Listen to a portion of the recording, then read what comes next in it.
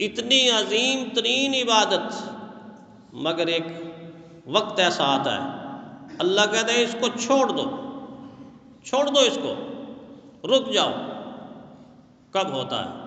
جب مؤذن کہتا ہے اللہ اکبر اللہ اکبر، اقامت کی اللہ اکبر، اذان کی نہیں۔ اذان کے بعد بھی طواف جاری رہتا ہے، جاری رہتا ہے، لیکن یوں ہی مؤذن کہتا ہے اللہ اکبر نماز کے لیے اقامت، اب طواف جیسی عظیم عبادت کو رکنے کا حکم، چھوڑنے کا حکم، نماز میں شریک ہو جاؤ۔ اس وقت تک طواف نہیں کرنا، اب طواف چھوڑنا عبادت ہے۔ جیسا طواف کرنا عبادت تھا نا، ایسا طواف چھوڑنا عبادت بن گیا۔ اب اس وقت تک عبادت مت کرو جب تک امام یہ نہیں کہتا السلام علیکم ورحمۃ اللہ، السلام علیکم ورحمۃ اللہ۔ اس وقت تک تم پابند ہوگے، اس عبادت کو چھوڑ دو، اس عبادت کی طرف آ جاؤ۔ معلوم ہوتا ہے کہیں عبادت کرنا عبادت، کہیں اللہ کے حکم پر، شریعت کے حکم پر عبادت چھوڑنا عبادت۔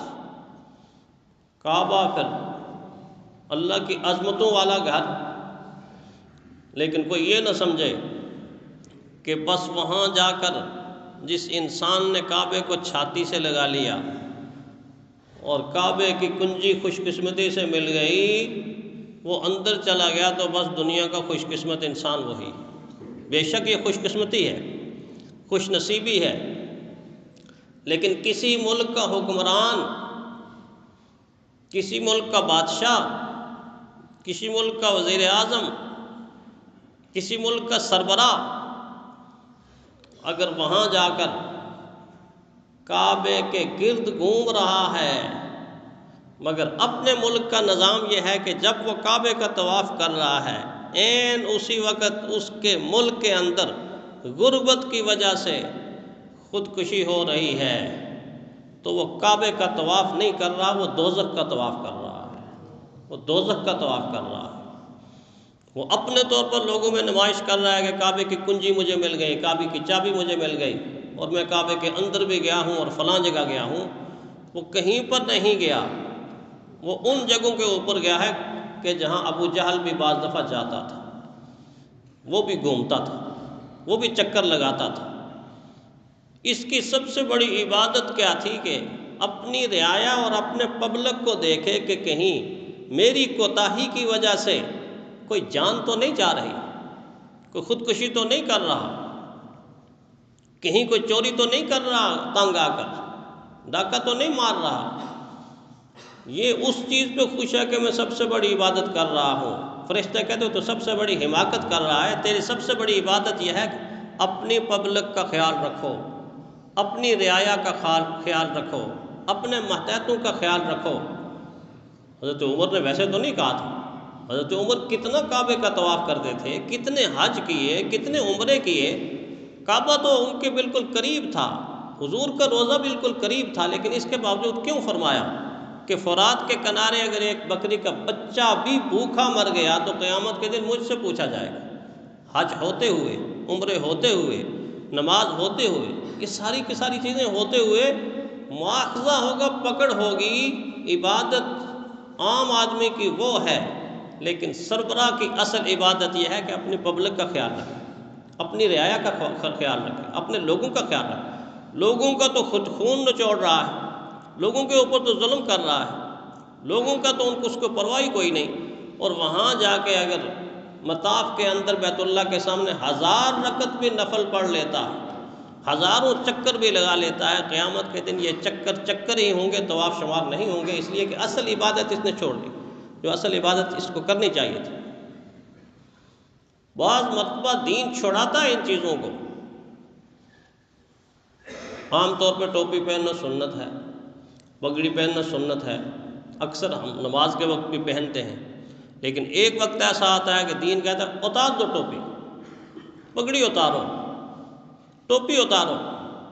نہیں اتارو گے، جان بوجھ کے کچھ دیر تک پہنو گے تو پھر جرمانہ ہوگا، تعزیر لگے گی تم پر، تمہیں جرمانہ ادا کرنا پڑے گا۔ کب ہوتا ہے؟ جب انسان احرام باندھتا ہے، احرام باندھنے کے بعد فوراً حکم آ جاتا ہے ٹھیک ہے ٹوپی سنت ہے، اس میں اجر ہے، پگڑی سنت ہے، اس میں اجر ہے، ادب بھی اس میں ہے، کوئی شک نہیں ہے، لیکن احرام کی 2 چادریں آ گئیں تو پھر اب تم ٹوپی نہیں پہن سکتے۔ کوئی مولوی صاحب ہوں، کوئی پیر صاحب ہوں، کوئی عبادت گزار ہو، ٹوپی اتارنی پڑے گی، پگڑی اتارنی پڑے گی، جب تک احرام کی چادر نہیں اترتی اس وقت تک تم نہیں پہن سکتے۔ ایک وقت میں عبادت اور دوسرے وقت میں اگر جان بوجھ کے کرے گا تو عبادت نہیں بغاوت، عبادت نہیں بغاوت۔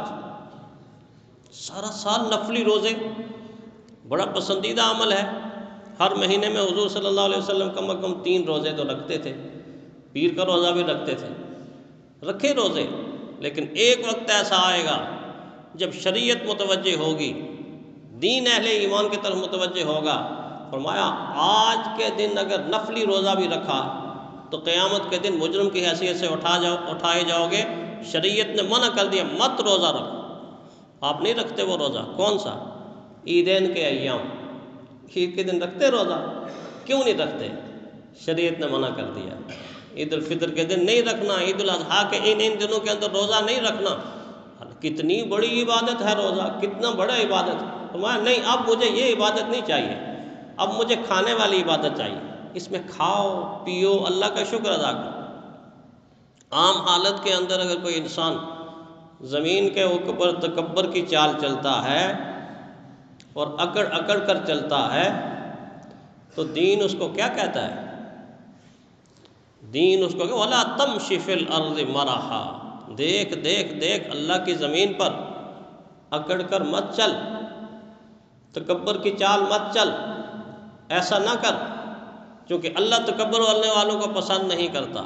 قیامت کے دن ذلت و رسوائی ہوگی، لیکن ایک وقت ایسا آئے گا اور ایک وقت ایسا آتا ہے شریعت کہتی ہے نہیں، یہاں پہ تو نے اکڑ اکڑ کر چلنا ہے، پہلوانوں کی طرح چلنا ہے، ایڑیاں اٹھا کے چلنا ہے، بازو ہلا کے چلنا ہے، بازو ہلا کے چلنا ہے۔ پوچھیں حجاج کرام سے چلتے ہیں کہ نہیں؟ حکم ہے کہ جب طواف کا آغاز کرو، عمرے کا طواف کر رہے ہیں، میں پہلے 3 چکر ایسے لگانے ہیں کہ پتہ چلے کوئی پہلوان آ رہا ہے، پتہ چلے کوئی صحت مند انسان آ رہا ہے، پتہ چلے کوئی تنومند مومن آ رہا ہے۔ یہ سنت کہاں سے جاری ہوئی؟ جب صحابہ مدینہ سے واپس آ کے عمرے کا طواف کرنے لگے تو کفار و مشرکین پہاڑوں کے اوپر چڑھ گئے، ارد گرد پہاڑوں کے اوپر چڑھ کے دیکھتے تو ساتھ ساتھ آوازیں کستے کہ مدینہ میں جا کے ان کو بخار ہو گیا، مدینہ کے بخار نے ان کو کمزور کر دیا۔ یہ آواز حضور صلی اللہ علیہ وسلم کے کان مبارک میں پڑی کہ یہ تانا دے رہے ہیں۔ رحمت کائنات صلی اللہ علیہ وسلم نے فرمایا اچھا تم ان کو اس کا جواب اپنے عمل سے دو، اور اپنے عمل کو سنت کو جاری کر دیا کہ جب بھی کوئی عمرے کا طواف جا کے کرتا ہے تو پہلے 3 چکر میں رمل کیا ہے؟ اکڑ کر چلنا، ایڑیاں اٹھا کے چلنا، بازو ہلا کے چلنا، پہلوانوں کی طرح چلنا، یعنی یہ ادا زندہ کرنا۔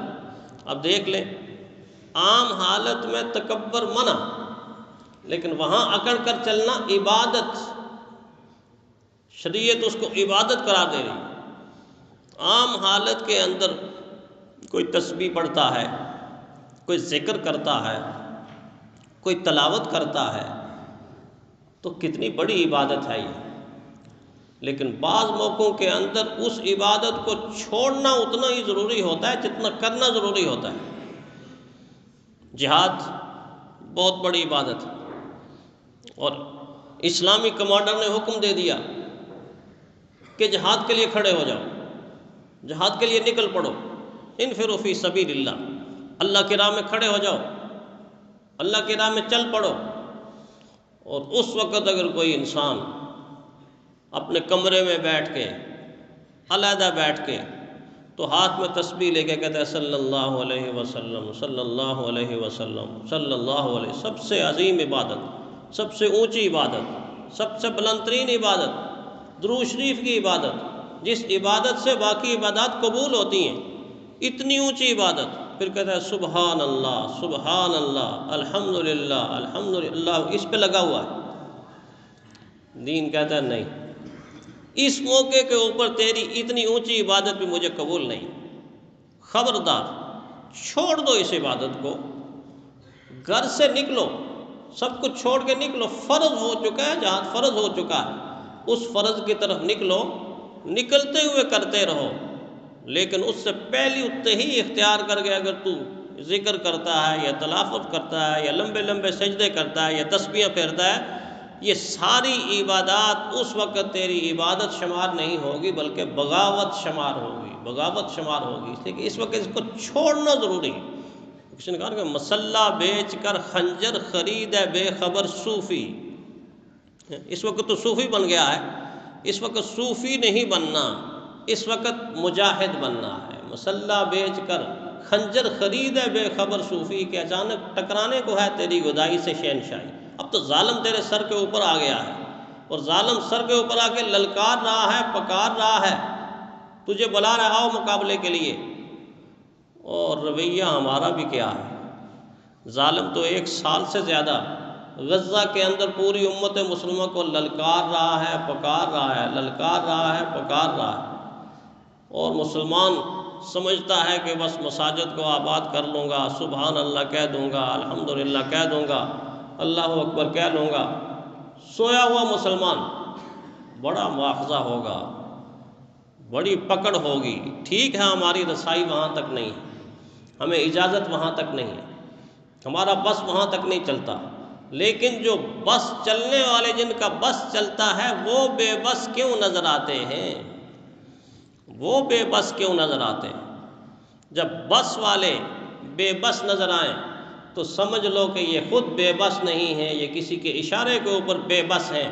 اصل میں بے بس ہو کر امت کو یہ دکھانا چاہتے ہیں کہ ہمارے تو اختیار میں کچھ نہیں، بہت کچھ ہے اختیار کے اندر، لیکن ایمان کی بتی روشن نہیں ہے، ایمان کا جذبہ روشن نہیں۔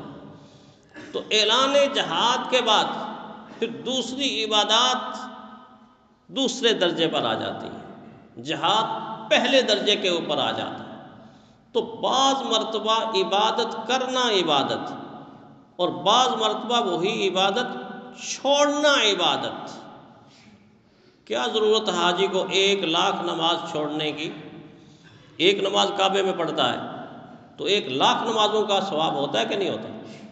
لیکن 8 تاریخ کو، ذی الحجہ کی 8 تاریخ کو اگر وہ یہ سے میں نے تو 1,00,000 نماز کا اجر لینا ہے، میں نے کعبے سے دور نہیں جانا، میں نے مسجد حرام سے دور نہیں جانا، میں نے مطاف سے دور نہیں جانا، میں تو ادھر رہوں گا، 1 پڑھوں گا 1,00,000 ملے گی، 1,00,000 کا اجر ملے گا۔ اللہ کہتا ہے 1,00,000 کا اجر چھوڑ، یہاں کی نماز چھوڑ، یہاں کا طواف چھوڑ، صفا مروہ کی سائٹ سب کچھ چھوڑ، اب تجھے کعبے کو چھوڑنا پڑے گا، مینا کی طرف جانا پڑے گا، مینا میں جا کے نماز پڑھو، کعبے میں نہیں۔ تو نے حج کا احرام باندھا ہے، حج کعبے میں نہیں ہوتا، حج مینا میں ہوتا ہے، عرفات میں ہوتا ہے، مزدلفہ میں ہوتا ہے، اور مزدلفہ سے واپس آ کے پھر کعبے کا طواف تجھے کرنا پڑے گا۔ 1,00,000 نیکی چھوٹتی ہے تو چھوڑ دے، اس لیے کہ اس وقت یہ حکم تھا کہ 1,00,000 کما لے، اب حکم یہ ہے کہ تو کعبے سے دور بھی رہے گا تو اللہ تجھے لاکھوں عطا کر دے گا، دور رکھ پہ اللہ کے۔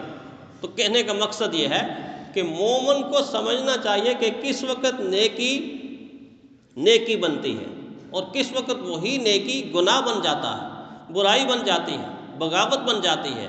شریعت اللہ کے حکم اور اللہ کی مرضی کا نام ہے، شریعت بندے کا مرضی کا نام نہیں ہے۔ اس لیے موقع شناس ہوتا ہے مومن کے، کس موقع کے اوپر میری طرف کون سا اللہ کا حکم متوجہ ہوتا ہے، بس وہ حکم متوجہ ہو گیا، پہلی عبادت ترک کر دی، اس وقت جو عبادت متوجہ ہوئی اس عبادت کو بجا لایا، تو یہی مومن کہلاتا ہے اور یہی شریعت کہلاتی ہے۔